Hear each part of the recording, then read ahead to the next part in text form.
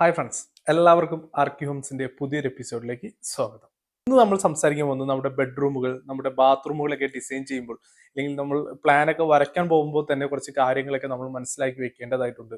അത് നമ്മുടെ ബെഡ്റൂമിന്റെ ഉള്ളിലായാലും ബാത്റൂമിന്റെ ഉള്ളിലൊക്കെ ആയിട്ടുള്ള നമ്മുടെ യൂസിങ്ങിനുള്ള സൗകര്യത്തിനും അതുപോലെ തന്നെ കാണാനുള്ള ഭംഗിക്കൊക്കെ വളരെയധികം ഉപകാരപ്രദമാകും. അപ്പോൾ ആ കാര്യങ്ങളെ കുറിച്ചിട്ടാണ് നമ്മൾ ഇന്ന് സംസാരിക്കുന്നത്. വീഡിയോയിലോട്ട് കടക്കുന്നതിന് മുന്നേ നിങ്ങൾ ഈ ചാനൽ സബ്സ്ക്രൈബ് ചെയ്തിട്ടില്ലെങ്കിൽ ഈ ചാനൽ ഒന്ന് സബ്സ്ക്രൈബ് ചെയ്യുക, ആ ബെൽ ബട്ടൺ കൂടി ഒന്ന് അമർത്തുക. അതുപോലെ തന്നെ നിങ്ങളുടെ അഭിപ്രായങ്ങൾ അതെന്ത് തന്നെയായാലും കമന്റായി രേഖപ്പെടുത്തുക. നിങ്ങൾ ഒരു ഡിസൈനറെ കൊണ്ടൊക്കെ പ്ലാൻ വരപ്പിക്കുന്നതിന് മുന്നേ തന്നെ നമ്മളുടെ വീട്ടിലെ ബെഡ്റൂമുകൾ ബാത്റൂമുകളൊക്കെ ഇങ്ങനെയൊക്കെ ആയി വരണം എന്നുള്ള ഒരു ധാരണ നിങ്ങൾ ഉണ്ടാക്കിയെടുക്കേണ്ടതായിട്ടുണ്ട്. ഇല്ലെങ്കിൽ നിങ്ങൾ പണിയൊക്കെ കഴിഞ്ഞിട്ട് ആയിരിക്കും ചിലപ്പോൾ നോക്കുമ്പോഴായിരിക്കും അവിടെ സൗകര്യമില്ല, ഇവിടെ സൗകര്യമില്ല, ഇതിന് ആ സംവിധാനം ഏർപ്പെടുത്താൻ പറ്റിയില്ല എന്നൊക്കെ നമ്മൾ ദുഃഖിക്കേണ്ടി വരിക. അപ്പോൾ ആ ഒരു ധാരണ ഉണ്ടാക്കിയെടുക്കുന്നതിന്റെ ഭാഗമായിട്ടാണ് ഈ വീഡിയോ ചെയ്യുന്നത്. ആദ്യം തന്നെ നമ്മൾ ബെഡ്റൂമിന്റെ സൈസ് തിരഞ്ഞെടുക്കുമ്പോൾ ഒരു റെക്ടാങ്കുലർ ഷേപ്പ് വരുന്ന രീതിയിലുള്ള സൈസുകൾ തിരഞ്ഞെടുക്കുക. നമ്മളിപ്പോൾ 10x10 എന്നൊക്കെ പറയില്ലേ, 3 മീറ്റർ x 3 മീറ്റർ ആണ് അത്. അപ്പൊ 3 മീറ്റർ വരുമ്പോൾ അതൊരു സ്ക്വയർ ഷേപ്പ് ആയിട്ട് വരും. അപ്പൊ നമ്മൾ ഒരു 10x12, 10x14, 10x16 അങ്ങനെയുള്ള ഷേപ്പുകൾ ആയിട്ട് അങ്ങനെയുള്ള സൈസുകൾ തിരഞ്ഞെടുത്താൽ ഇത് റെക്ടാങ്കുലർ ഷേപ്പ് ആയിട്ട് മാറും. റെക്ടാങ്കുലർ ഷേപ്പിന്റെ പ്രത്യേകത ഇവിടെ ഒരു കട്ടിലേക്ക് ഇട്ടാലും നമുക്ക് അത്യാവശ്യം മൂവ്മെന്റിനുള്ള സ്പേസും അത്യാവശ്യം പെരുമാറാനുള്ള സ്പേസും സൗകര്യവും ഒക്കെ ഈ റെക്ടാങ്കുലർ ഷേപ്പ് നമുക്ക് പ്രദാനം ചെയ്യുന്നതാണ്. അപ്പോൾ സ്ക്വയർ ഷേപ്പ് എടുത്താൽ തന്നെ നമ്മളിപ്പോൾ ഡോർ ഓപ്പണിങ്സ്, വേറെ എന്തെങ്കിലും ഓപ്പണിങ്സും കട്ടിലും അതുപോലെ തന്നെ നമ്മുടെ വാൾഡ്രോബ്സ് ഒക്കെ വെച്ചാൽ തന്നെ നമ്മുടെ സ്പേസ്, റൂമിനകത്ത് സ്പേസ് ഒക്കെ മിസ്സാകാൻ വേണ്ടിയിട്ടുള്ള സാധ്യതകൾ കൂടുതലാണ്. ഇനി വലിയൊരു സ്ക്വയർ സൈസാണ്, നിങ്ങൾ വലിയൊരു സൈസാണ് തിരഞ്ഞെടുക്കുന്നത്, സ്ക്വയർ ആയാലും കുഴപ്പമൊന്നുമില്ല. നമ്മളൊരു ബഡ്ജറ്റ് ഫ്രണ്ട്ലി വീട് വയ്ക്കുമ്പോൾ നമ്മൾ പരിമിതമായ ഷേപ്പ് സൈസിലൊക്കെ ആണ് ബെഡ്റൂം ഒക്കെ ചെയ്യുന്നതെങ്കിൽ നിങ്ങൾ ഒരു റെക്ടാങ്കുലർ ഷേപ്പ് തിരഞ്ഞെടുക്കുക. അത് നിങ്ങൾക്ക് വളരെ ഉപകാരപ്രദമാണ്. പിന്നെയുള്ളത് ഞാൻ എല്ലാ വീഡിയോയിലും പറയുന്ന ഒരു കാര്യമാണ്, നമ്മുടെ ബെഡ്റൂമിലൊക്കെ ഒരു ഡ്രസ്സിംഗ് റൂമോ ഒരു മേക്കപ്പ് റൂമോ ഒക്കെ ഡിസൈൻ ചെയ്യുന്ന സമയത്ത് തന്നെ ആഡ് ചെയ്യാൻ വേണ്ടി ശ്രദ്ധിക്കുക. അങ്ങനെ വരുമ്പോൾ തന്നെ നമ്മുടെ ഡ്രസ്സ് സൂക്ഷിക്കാൻ വാൾഡ്രോബ്സ് അതുപോലെ തന്നെ നമ്മുടെ ഒരു മിററൊക്കെ വെച്ച് മേക്കപ്പ് ചെയ്യാനുള്ള സ്ഥലമൊക്കെ ആയിട്ട് ആ സ്ഥലത്ത് ഉപയോഗിക്കാം. ഇതൊക്കെ ബെഡ്റൂമിൽ വെച്ച് ചെയ്യുകയാണെങ്കിൽ ബെഡ്റൂമൊക്കെ അലങ്കോലപ്പെടുകയും പിന്നെ നമുക്ക് വേറെ ഒന്നിനും സ്പേസ് ഒന്നും ഇല്ലാത്ത രീതിയിൽ നമ്മുടെ ഡ്രസ്സും ഒക്കെ വലിച്ചു വാരി ഇടാനൊക്കെ അതൊക്കെ കാരണമാവും. അപ്പൊ ഇതൊക്കെ ഒരു മൂലയിലോട്ടോ അല്ലെങ്കിൽ ഒരു സ്പേസിലോട്ടോ ഒതുങ്ങിയാൽ തന്നെ അത്ര സ്പേസസ് നമുക്ക് ബെഡ്റൂമിൽ ഉപയോഗിക്കാൻ വേണ്ടി പറ്റും. പിന്നെ നമ്മുടെ അറ്റാച്ച്ഡ് ടോയ്ലറ്റ്സ് ഒക്കെ ഉണ്ടാവും, നമ്മുടെ ബെഡ്റൂമിനോട് ചേർന്ന് അറ്റാച്ച്ഡ് ബാത്ത് ഒക്കെ ഉണ്ടെങ്കിൽ അതിന്റെ ഡോറ് നമ്മൾ ബെഡ്റൂമിൽ നിന്ന് ഡയറക്റ്റ് ആക്സസ് ചെയ്യുന്ന രീതിയിൽ കൊടുക്കാതിരിക്കാൻ വേണ്ടി ശ്രദ്ധിക്കുക. അത് ഈ ഡ്രസ്സിംഗ് റൂമിൽ നിന്നോ ഈ മേക്കപ്പ് റൂമിൽ നിന്നൊക്കെ ആക്സസ് ചെയ്യുന്ന രീതിയിൽ ഡോർ അവിടെ പ്ലേസ് ചെയ്യുകയായിരിക്കും നല്ലത്. ഇല്ലെങ്കിൽ ഈ ഡോറൊക്കെ തുറക്കുന്ന സമയത്ത് ഈ ബാഡ് സ്മെല്ലൊക്കെ ഈ ബെഡ്റൂമിലോട്ട് വരുന്നതും പിന്നെ ചില ബാക്ടീരിയസ് ഒക്കെ വരുന്ന പോലെ നമുക്ക് കുറച്ച് അസുഖങ്ങൾ ഉണ്ടാവാനൊക്കെ സാധ്യതയുണ്ട്. അപ്പൊ അതൊക്കെ ഒഴിവാക്കിയെടുക്കാൻ നമ്മുടെ ബെഡ്റൂമിൽ ഒരു ഫ്രഷ്നെസ് ഒക്കെ ഫീൽ ചെയ്യിപ്പിക്കാൻ വേണ്ടിയിട്ട് ഇങ്ങനെ ഒരു പ്ലേസിങ് കൊടുക്കുന്നതായിരിക്കും ഏറ്റവും നല്ലത്. അപ്പൊ ബെഡ്റൂമുകളിൽ നമ്മൾ ഡ്രസ്സിംഗ് റൂം ഒക്കെ ഉൾപ്പെടുത്താൻ വേണ്ടി ശ്രദ്ധിക്കുക. അതുപോലെ തന്നെ ഈ ബാത്റൂമുകളുടെ അറ്റാച്ച്ഡ് ബാത്റൂമുകളുടെ ഡോറ് ബെഡ്റൂമിൽ നിന്ന് ഡയറക്റ്റ് ആക്സസ് കിട്ടുന്ന രീതിയിലുള്ള ഡിസൈൻസ് ഒക്കെ ഒഴിവാക്കി എടുക്കുക. ഇതൊക്കെ പ്ലാനിങ് സമയത്ത് തന്നെ നമ്മൾ ശ്രദ്ധിക്കേണ്ടതാണ്. പിന്നെ നമ്മുടെ ബെഡ്റൂമുകളിൽ ബെഡ് ഇടുന്ന അതായത് കട്ടിലിടുന്ന സ്ഥലം അത് വളരെ ഇമ്പോർട്ടന്റ് ആണ്. നമ്മൾ ആദ്യം തന്നെ ആ പൊസിഷൻ, കട്ടിലിടുന്ന ആ പൊസിഷനൊക്കെ നമ്മൾ കണ്ടെത്തിയിരിക്കണം. അപ്പോൾ അങ്ങനെ ഇടുമ്പോൾ തന്നെ നമ്മളിപ്പോൾ ഒരു ബെഡ്റൂമിൽ 2 വിൻഡോസ് ഒക്കെ കൊടുക്കുകയാണെങ്കിൽ ഈ ഒരു വിൻഡോയുടെ നേരെ മുന്നിലായിരിക്കും നമ്മൾ ബെഡ് കൊണ്ടിടുന്നത്. അത് നമ്മുടെ ഉറക്കത്തേക്ക് ബാധിക്കാൻ വേണ്ടിയിട്ട് വളരെയധികം സാധ്യതയുണ്ട്. കാരണം ഈ റോഡ് സൈഡിലൊക്കെ ആണെങ്കിൽ വീടെങ്കിൽ ഈ റോഡിൽ കൂടെ പോകുന്ന ശബ്ദം പോലെ അല്ലെങ്കിൽ വേറെ എവിടെന്നേലൊക്കെ ഉണ്ടാകുന്ന ശബ്ദങ്ങളൊക്കെ നമ്മളെ ഉറക്കത്തെ ശല്യപ്പെടുത്താനും അതുപോലെ തന്നെ സൺലൈറ്റ് ഒക്കെ വന്നിട്ട് നമ്മളെ ഉറക്കത്തെ ശല്യപ്പെടുത്താനൊക്കെ സാധ്യതയുണ്ട്. അപ്പോൾ വിൻഡോയ്ക്ക് നേരെ ബെഡ് ഇടാതെ വേറൊരു സൈഡിലോട്ട് ബെഡൊക്കെ മാറ്റിയിടുന്നതായിരിക്കും ഏറ്റവും നല്ലത്. പിന്നെ നമ്മൾ ഈ ബെഡ് ഇടുമ്പോൾ തന്നെ നമ്മുടെ ബെഡിന്റെ ബാക്ക് വശം തല വെക്കുന്ന ഭാഗത്തുള്ള ചുമരിൽ ഒരു പ്രത്യേക രീതിയിലുള്ള അല്ലെങ്കിൽ ഡിഫറെന്റ് ആയിട്ടുള്ള ഇപ്പൊ 3 ചുമരിലും കൊടുത്ത പെയിന്റ് അല്ലാതെ ഡിഫറെന്റ് ആയിട്ടുള്ള പെയിന്റ് കൊടുക്കുകയും അതുപോലെ തന്നെ എന്തെങ്കിലും ഫ്രെയിം വർക്ക് ചെയ്യുകയും ഇല്ലെങ്കിൽ ആർച്ച് രൂപത്തിൽ പ്ലാസ്റ്ററിങ് സമയത്ത് തന്നെ ആർച്ച് രൂപത്തിൽ എന്തെങ്കിലും വർക്കൊക്കെ ചെയ്തെടുത്തു കഴിഞ്ഞാൽ ആ ബെഡ്റൂം കാണാൻ വളരെ ഭംഗിയും ഉണ്ടാവും. അതുപോലെ തന്നെ നമ്മുടെ ഉറക്കത്തെയൊക്കെ ഇമ്പ്രൂവ് ചെയ്യാനും അതുപോലെ നമ്മുടെ ഉന്മേഷവും ആരോഗ്യവും ഒക്കെ കാത്തു സൂക്ഷിക്കാനൊക്കെ ഇങ്ങനെയൊക്കെ ചെയ്യുന്നതുകൊണ്ട് സാധിക്കും. ഇതും നമ്മൾ പ്ലാൻ ഒക്കെ ചെയ്യുന്നതിന് മുന്നേ നമ്മൾ എല്ലായിടത്തും വിൻഡോ കൊടുത്ത് പിന്നെ ബെഡ് ഇടാൻ സ്ഥലം വേണ്ടേ. അപ്പോൾ പ്ലാൻ വരയ്ക്കുന്നതിന് മുന്നേ അതൊക്കെ കറക്റ്റ് ആയിട്ട് നിങ്ങൾ മനസ്സിലാക്കിയിരിക്കണം. പിന്നെ ഒരു പ്രധാനപ്പെട്ട കാര്യമാണ് ഈ ബെഡ്റൂമുകളിലൊക്കെ നമ്മൾ ഒരു സ്ലാബ് അതായത് ലിൻഡൽ ഹൈറ്റിൽ റാക്ക് എന്നൊക്കെ പറയും, അങ്ങനെയുള്ള സംഭവങ്ങളൊക്കെ കൊടുത്ത് കാണാറുണ്ട്. പണ്ട് എല്ലാ വീടുകളും കണ്ടിരുന്നു, ഇപ്പൊ അങ്ങനെ അധികം കാണാറില്ല. അപ്പോൾ നിങ്ങൾ അങ്ങനെ ഒരു സ്റ്റോറേജ് സ്പേസ് അഡീഷണൽ ആയിട്ട് അങ്ങനെ കൊടുക്കാനൊക്കെ ആഗ്രഹിക്കുന്നുണ്ടെങ്കിൽ ബെഡ്റൂമുകളിലൊക്കെ അങ്ങനെ കൊടുക്കാതിരിക്കുന്നതാണ് നല്ലത്. കാരണം നമ്മൾ തുടക്കത്തിലൊക്കെ നന്നായി യൂസ് ചെയ്യും, പിന്നീട് അവിടെ ഉള്ള സാധനങ്ങളും വലിച്ചു വാരിയൊക്കെ ഇട്ട് ഉള്ള സാധനങ്ങളൊക്കെ അതിന് മുകളിൽ കയറ്റി അത് മാറാല പിടിച്ച് പൊടിയായി പിന്നെ ഒരു ഫാൻ ഇടുമ്പോഴോ ഒരു AC ഇടുമ്പോഴോ ആ പൊടിയൊക്കെ എല്ലായിടത്തും സ്പ്രെഡായി നമുക്ക് അസുഖങ്ങൾ വരാനും അതുപോലെ തന്നെ നമ്മുടെ റൂം കാണാൻ വളരെ വൃത്തികേടായിട്ടൊക്കെ തോന്നിപ്പിക്കുന്ന ഒരു സ്ഥിതിയിലേക്കൊക്കെ മാറാനൊക്കെ സാധ്യതയുണ്ട്. അപ്പൊ അങ്ങനെയുള്ള സ്റ്റോറേജ് സ്പേസുകൾ അതേപോലെ റാക്കുകളൊക്കെ ബെഡ്റൂമിൽ നിന്ന് ഒഴിവാക്കുകയാണ് നല്ലത്. ബെഡ്റൂമിന്റെ പർപ്പസ് എന്താ? നമുക്ക് കിടന്നുറങ്ങണം, നല്ല നീറ്റായിട്ട് കിടന്നുറങ്ങണം. അതുപോലെ തന്നെ നമ്മുടെ പ്രൈവറ്റ് ആയിട്ടുള്ള ആവശ്യങ്ങൾക്ക് ഈ ഡ്രസ്സ് ചെയ്യാനും മേക്കപ്പ് ചെയ്യാനൊക്കെ ഉള്ള ഇങ്ങനെയൊക്കെ ഉണ്ടെങ്കിൽ ഒരുങ്ങാനൊക്കെ ഉണ്ടെങ്കിൽ ആ ആവശ്യങ്ങളൊക്കെ നിർവഹിക്കണം. അപ്പോൾ മെയിൻ ആയിട്ട് നല്ല സുഖമായിട്ട് നമുക്ക് കിടന്നുറങ്ങുക എന്നുള്ളതാണ് ബെഡ്റൂമിന്റെ ഒക്കെ ഒരു ആവശ്യകത. അപ്പോൾ ഈ സ്റ്റോറേജ് സ്പേസും കാര്യങ്ങളൊക്കെ അവിടെ നിന്ന് ഒഴിവാക്കി എടുക്കുക, ബെഡ്റൂമിൽ നിന്ന് ഒഴിവാക്കി എടുക്കുക.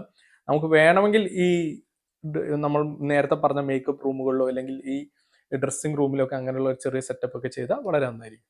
പിന്നെ നമ്മുടെ ഇപ്പോൾ ബെഡ്റൂമുകളിലൊക്കെ അലമാരകളൊക്കെ മാറി ഇപ്പോൾ വാൾഡ്രോബ്സ് ഒക്കെ വരാൻ വേണ്ടി തുടങ്ങിയിരിക്കുന്നു. അപ്പോൾ ഈ വാൾഡ്രോബ്സ് ഒക്കെ നമ്മുടെ ബെഡ്റൂമിൽ നിന്ന് പുറത്തോട്ട് പ്രൊജക്റ്റ് ചെയ്ത് നിൽക്കാതെ തന്നെ നമ്മുടെ വാളൊക്കെ അതേ രീതിയിൽ അല്ലെങ്കിൽ അപ്പുറത്തെ വാളിനോട് അല്ലെങ്കിൽ അപ്പുറത്തെ റൂമിനോട് സഹകരിച്ച് ഈ ഒരു കട്ടിംഗ് ഒക്കെ കൊടുത്തിട്ട് നമ്മുടെ റൂമിനോട് അല്ലെങ്കിൽ ആ വാളിനോട് ഒരേ ലെവലിൽ വരുന്ന രീതിയിലൊക്കെ ഡിസൈൻ ചെയ്യുകയാണെങ്കിൽ അത് വളരെ നന്നായിരിക്കും. അത് നമ്മുടെ കാഴ്ച നമ്മുടെ വിസിബിലിറ്റി കൂട്ടാനും അതുപോലെ തന്നെ നമ്മുടെ റൂമിന്റെ ഒരു സ്പേസിങ് വർദ്ധിപ്പിക്കാനും ഒരു ഇന്റീരിയർ ആയിട്ടുള്ള ഒരു ബ്യൂട്ടി നൽകാനും ഒക്കെ ഈ ഒരു ഇങ്ങനെയൊക്കെ ഡിസൈൻ ചെയ്യുന്നതുകൊണ്ട് സാധിക്കും. അതൊക്കെ നമ്മൾ പ്ലാൻ ഡിസൈൻ ചെയ്യുമ്പോൾ തന്നെ ശ്രദ്ധിക്കണം. അത് മുൻകൂട്ടി തന്നെ പറഞ്ഞാലേ നമുക്ക് അങ്ങനെയൊക്കെ വേണ്ടി ചെയ്യാൻ പറ്റുള്ളൂ. ഈ ബെഡ്റൂമുകളിൽ ഡാർക്ക് പെയിന്റ് അടിക്കുന്നത് ഒക്കെ ഒന്ന് ഒഴിവാക്കി എടുക്കണം. പ്രത്യേകിച്ച് കുട്ടികളൊക്കെ ഉപയോഗിക്കുന്ന ബെഡ്റൂം ആണെങ്കിൽ നമ്മൾ ഡാർക്ക് പെയിന്റ് ഒക്കെ അടിച്ച് നമ്മൾ ലൈറ്റ് ഒക്കെ ഇടുന്ന സമയത്ത് കുട്ടികളുടെ കണ്ണിനും അതിനൊക്കെ ഒന്ന് എഫക്ട് ചെയ്യാൻ സാധ്യതയുണ്ട്. അതുകൊണ്ട് ഡാർക്ക് പെയിന്റുകളൊക്കെ ബെഡ്റൂമുകളിൽ അടിക്കുന്നത് ഒഴിവാക്കി എടുക്കണം. നമ്മൾ അധികം ഡാർക്ക് അല്ലാത്ത പെയിന്റുകളൊക്കെ സെലക്ട് ചെയ്യുക.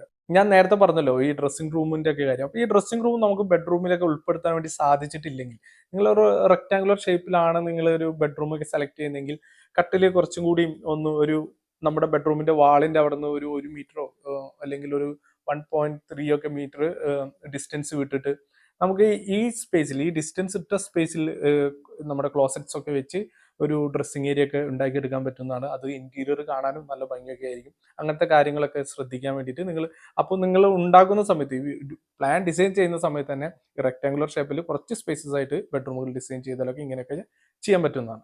പിന്നെ ഈ ബെഡ്റൂമുകളിലൊക്കെ നമ്മുടെ സീലിംഗ് ഫാൻ ഒക്കെ ഫിറ്റ് ചെയ്യുന്ന കാര്യമാണ്. ഞാനിപ്പോൾ അടുത്തൊരു വീഡിയോയിലേക്ക് കണ്ടുണ്ടായി. നമ്മൾ ആദ്യം തന്നെ ബെഡ് എവിടെയാണ് ഇടുന്നതെന്ന് ഫിക്സ് ചെയ്ത് ആദ്യം തന്നെ ഫിക്സ് ചെയ്യുന്നത് നല്ലതാണ്. ഫിക്സ് ചെയ്യുകയാണെങ്കിൽ അതിനനുസരിച്ച് ബെഡിന് നേരെ തന്നെയായിട്ട് ഫാനൊക്കെ ഫിറ്റ് ചെയ്ത് കഴിഞ്ഞാൽ നല്ല കാറ്റൊക്കെ കിട്ടും എന്നുള്ളൊരു കാര്യമൊക്കെ. പക്ഷെ അത് അങ്ങനെയൊന്നുമല്ല. നമ്മൾ ബെഡ്റൂമിന്റെ സെന്ററിലാണ് എപ്പോഴും ഫാനൊക്കെ ഫിറ്റ് ചെയ്യാൻ വേണ്ടി ശ്രദ്ധിക്കേണ്ടത്. അതായിരിക്കും നമ്മുടെ ഫാനിൽ നിന്ന് വരുന്ന എയർ സ്വിങ്ങിനൊക്കെ കൂടുതൽ നന്നായിരിക്കുക. നമ്മൾ ഇപ്പോൾ ഫാനിന്റെ അടിയിൽ തന്നെ നമ്മൾ ബെഡ് ഇട്ടെന്ന് വെച്ച് നമുക്ക് കാറ്റൊന്നും കിട്ടണമെന്നില്ല. അത് നമ്മുടെ എയർ സ്വിങ്ങിനെ കുറിച്ചിട്ടൊന്നും അറിയാത്തതുകൊണ്ട് പറയുന്നതാണ്. അപ്പോൾ നമ്മൾ റൂമിന്റെ സെന്ററിൽ തന്നെയായിട്ട് സീലിംഗ് ഫാനൊക്കെ ഫിറ്റ് ചെയ്യാൻ വേണ്ടി ശ്രദ്ധിക്കുക. പിന്നെ ഈ സീലിംഗ് ഫാൻ പോലെ തന്നെയാണ് നമ്മുടെ വീടുകളിലൊക്കെ ഇപ്പോൾ എ സി ഒക്കെ ഫിറ്റ് ചെയ്ത് തുടങ്ങുന്നു. ബെഡ്റൂമിനകത്തൊക്കെ അതികഠിനമായ ചൂടാണ്. അപ്പോൾ ഈ കട്ടിലൊക്കെ നമ്മൾ തല വെക്കുന്നതിന്റെ ഭാഗത്തിന്റെ മുകളിലായിട്ട് തന്നെ എ സി ഫിറ്റ് ചെയ്യാതിരിക്കാൻ വേണ്ടി ശ്രദ്ധിക്കുക. ഇത് നിങ്ങൾക്ക് പല വിധത്തിലുള്ള അസുഖങ്ങളൊക്കെ വരാൻ വേണ്ടി കാരണമാകും. ഓപ്പോസിറ്റ് സൈഡിലും നമ്മുടെ കാല് വെക്കുന്നതിന്റെ ആ സൈഡിലും ഫിറ്റ് ചെയ്യാൻ വേണ്ടിയിട്ട് അധികം സജസ്റ്റ് ചെയ്യുന്നില്ല. ഈ സൈഡുകളിലൊക്കെ ആയിട്ട് ഫിറ്റ് ചെയ്യുന്നതായിരിക്കും ഏറ്റവും നല്ലത്. പിന്നെ നമ്മുടെ ബെഡ്റൂമിന്റെ ഡോറൊക്കെ തുറന്നു കഴിഞ്ഞാൽ ഡയറക്റ്റ് കട്ടിലിൽ അല്ലെങ്കിൽ ബെഡ് ഒക്കെ കാണുന്ന രീതിയിലൊക്കെ ഡോറൊന്നും പ്ലേസ് ചെയ്യാതിരിക്കുക. അതുപോലെ തന്നെ നമ്മുടെ ഹാളിൽ നിന്ന് ഇപ്പോൾ ഡൈനിങ് റൂമിൽ നിന്നോ അല്ലെങ്കിൽ ഹാളിൽ നിന്നൊക്കെയാണ് നിങ്ങൾ ബെഡ്റൂമിലേക്ക് ആക്സസ് കൊടുക്കുന്നത്. ഡയറക്റ്റ് ആയിട്ടുള്ള ഒരു ഡോർ പ്ലേസ്മെന്റ് ഈ ഹാളിൽ നിന്നോ അല്ലെങ്കിൽ ഈ ലിവിംഗ് റൂമിൽ നിന്നൊന്നും കൊടുക്കാതിരിക്കുക. ഒരു ചെറിയൊരു കട്ടിങ് ഒക്കെ കൊടുത്തിട്ട് നമ്മൾ ഒരു ഡോറ കൊടുക്കുന്നതായിരിക്കും നല്ലത്. അത് നിങ്ങളുടെ ബെഡ്റൂമിലെ പ്രൈവസിക്കും അതുപോലെ തന്നെ പുറത്തുനിന്ന് വന്നവർ നിങ്ങളുടെ ബെഡ്റൂമിന്റെ അകമൊക്കെ ഒന്ന് കാണാതിരിക്കാനൊക്കെ വേണ്ടിയിട്ട് അത് നല്ലതായിരിക്കും. ഇനി നമുക്ക് ബാത്റൂമുകളുടെയും ടോയ്ലറ്റുകളുടെയും കാര്യത്തിലേക്ക് കിടക്കാം.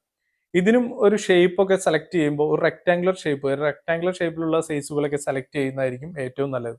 പലപ്പോഴും നമ്മൾ വീടൊക്കെ ഡിസൈൻ ചെയ്യുമ്പോൾ ഈ റെക്ടാങ്കുലർ ഷേപ്പിന് ഒരു വലിയ പ്രാധാന്യം കൊടുക്കാറുണ്ട്. റെക്ടാങ്കുലർ ഷേപ്പുള്ള റൂമുകൾക്കകത്തൊക്കെ താമസിക്കുന്നവർക്ക് അറിയാം. അവരൊന്ന് കമന്റ് ചെയ്യണം. കുറച്ചും കൂടി ഒരു സ്പേസസ് ആയിട്ടൊക്കെ തോന്നുന്നതാണ്.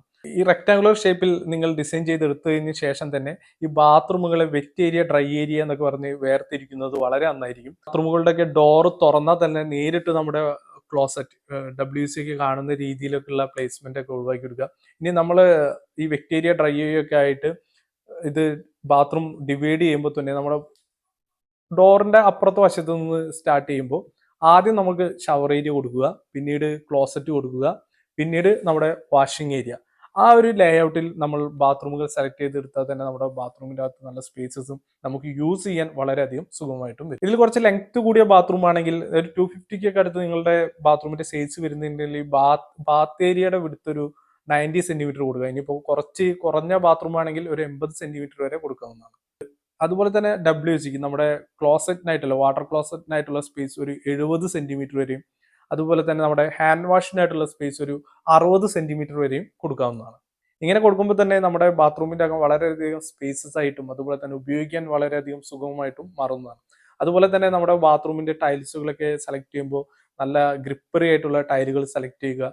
അതുപോലെ തന്നെ നല്ല വെളിച്ചം ബാത്റൂമിനകത്ത് കിട്ടുന്ന രീതിയിൽ അറേഞ്ച് ചെയ്യാനൊക്കെ വേണ്ടി ശ്രദ്ധിക്കുക. നമ്മുടെ വീട്ടിൽ വയസ്സായവരും വല്ല അംഗപരിമിതരൊക്കെ ഉണ്ടെങ്കിൽ ബാത്റൂമിനകത്ത് അവർക്ക് വേണ്ട സജ്ജീകരണം കൂടി ചെയ്യാൻ വേണ്ടിയിട്ടൊക്കെ ശ്രദ്ധിക്കേണ്ടതാണ്. ഈ ടൈലുകളൊക്കെ സെലക്ട് ചെയ്യുന്ന പോലെ തന്നെയാണ് ടൈലിന്റെ പണിയൊക്കെ കഴിഞ്ഞ് കഴിഞ്ഞാൽ ഈ ടൈലുകൾ തമ്മിൽ ഒടിച്ചു വെച്ച് കഴിഞ്ഞാൽ ഒരു ജോയിന്റ്സ് ഒക്കെ ഉണ്ടാവില്ലേ, ഇതൊക്കെ സാധാ രീതിയിൽ നമ്മൾ ഫില്ല് ചെയ്യാതെ ഈ എപ്പോക്സി വെച്ചിട്ട് ഫില്ല് ചെയ്യാൻ വേണ്ടി ശ്രമിക്കുക.